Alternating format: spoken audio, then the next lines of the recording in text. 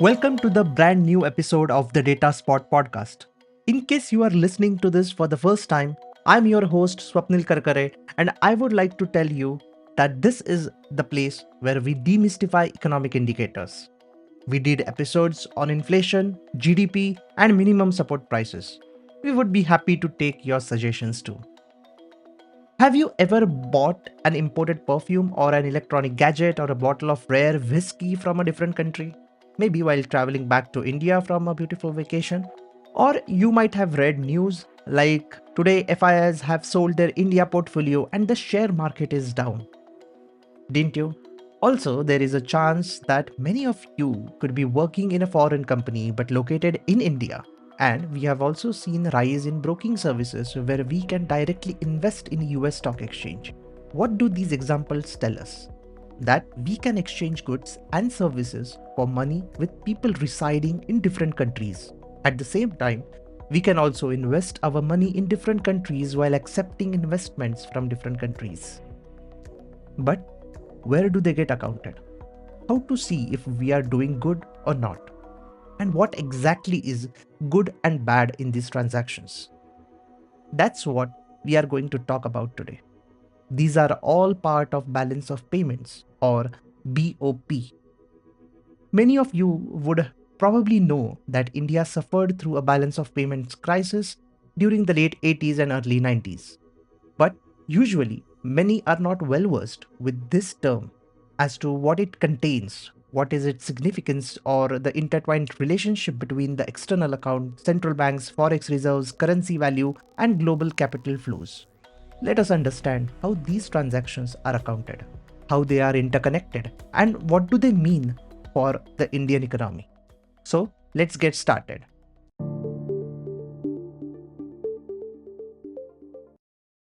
The BOP or balance of payments is essentially a record of countries' international transactions, transactions between residents of a country and overseas entities. It contains how the country has earned money from overseas transactions and how much money it has spent. This includes transactions between people, like money sent to children overseas for their education, between businesses for imports and exports, and between investors. The critical thing is that one party should be an Indian resident and the other party should be an overseas individual or business or even a foreign government. Let us go step by step. At a very basic level, the balance of payments is like the cash flow statement of a company. Just like the cash flow statement records all transactions that a company has undertaken for which it has either paid or received money, so does the balance of payments record all the transactions for which India has paid or received money from overseas parties. And similar to cash flow statement, which has components like operating activities, investing activities, and financing activities, and so does the balance of payments. At a broad level, there are two components, the current account and the capital account. Let us understand them in detail. For this, we turn to our resident economist, Dviti.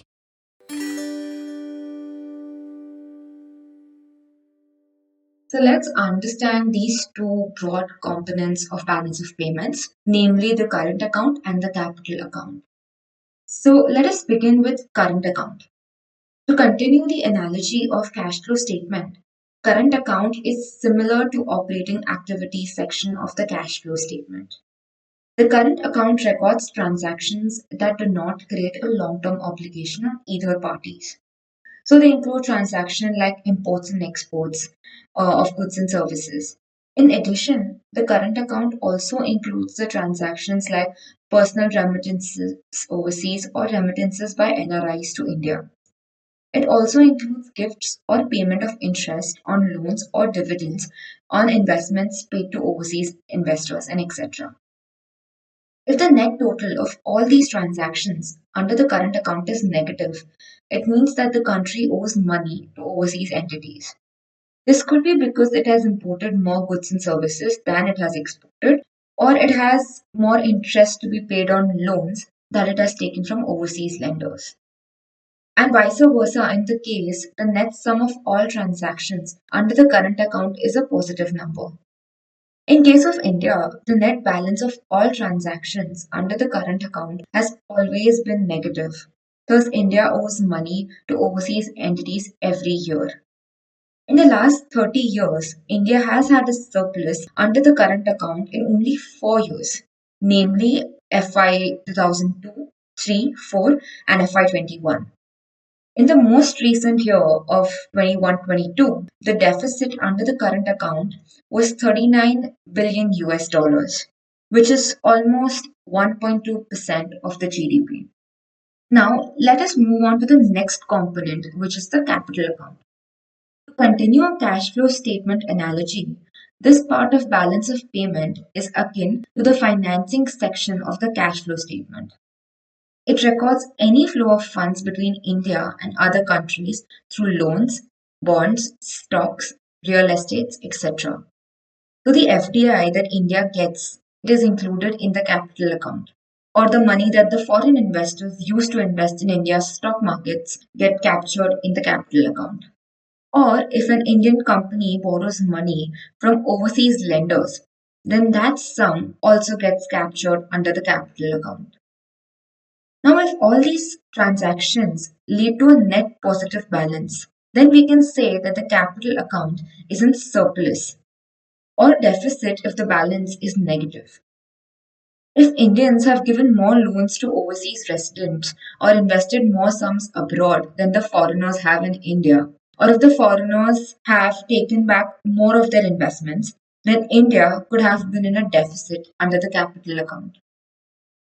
Lastly, there is one more variable that is linked to the capital and current account, and that is the foreign exchange reserves that the RBI maintains. This is because if the net result under both capital and current account is negative, then it means that Indians have paid more money to foreigners than what they have received. And the way this happens is by drawing down the foreign exchange reserves of the RBI. And if the net result under the current and capital account is positive, that means that in that period, Indians have received more money from foreigners than they have paid, and this results in an increase in the foreign exchange reserves. So, the reserves that RBI maintains are directly linked to a balance of payment situation. As I mentioned above, India generally runs a deficit on the current account, and thus it needs to generate a surplus under the capital account, or else RBI's foreign exchange reserves would decline. In most years, through the surplus under the capital account is more than the deficit under the current account, and hence over a period of time, RBI's reserves have increased. At the start of this century, India's foreign exchange reserves were just 35 billion US dollars. Reserves increased to 280 billion US dollars in 2010. And as of the recent situation in December 2022, reserves had increased further to 560 billion US dollars. However, during periods of global crisis, it has happened that India has had a deficit under the balance of payment, that is both current and capital account put together. It is during these periods that the FX reserves are put to use to meet the overseas obligations of India. Thus, foreign exchange reserves are akin to the insurance policy. Now, let's head back to Swapnil for some more insights on the balance of payment.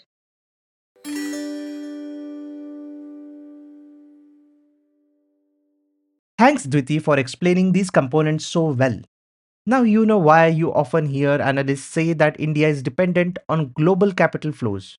It is because India runs a persistent deficit under the current account. So, to balance the books and avoid dipping into the RBI's reserves, we need to attract foreign investments, be it FDI or loans or investments in share market or deposits from non-resident Indians to meet the gap created by the current account. Now, I would like to tell you an interesting relationship between current and capital accounts.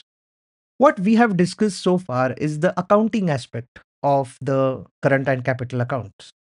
But what is the economic significance of the balance of payments and the current and capital accounts? Let us understand that.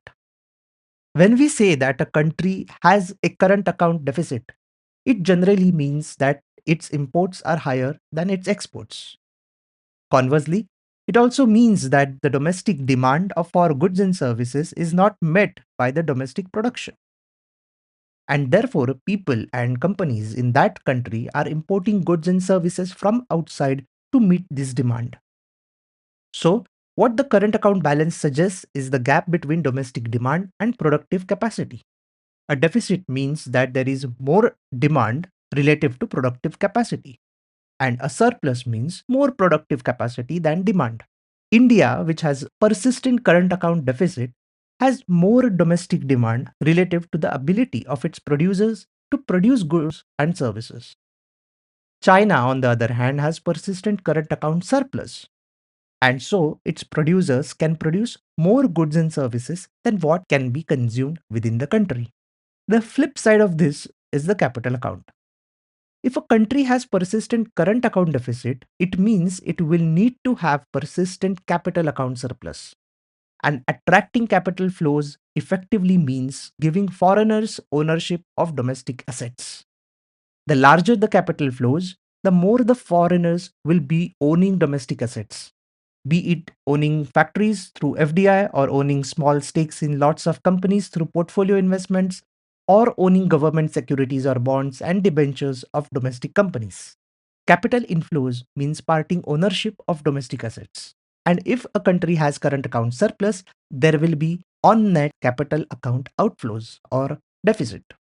And that means that it will send capital abroad and as a result, own assets in other countries. So, because India has to attract capital to fund its current account deficit, it ends up giving foreigners ownership of Indian assets. And because China has persistent current account surplus, it sends capital abroad and ends up owning assets in other countries, most notably our US treasuries. Therefore, we have negative balance in current account, or as it is commonly said, that we have current account deficit. As we discussed before, the only way to finance this deficit is attract capital flows into the country or to run down the foreign exchange reserves.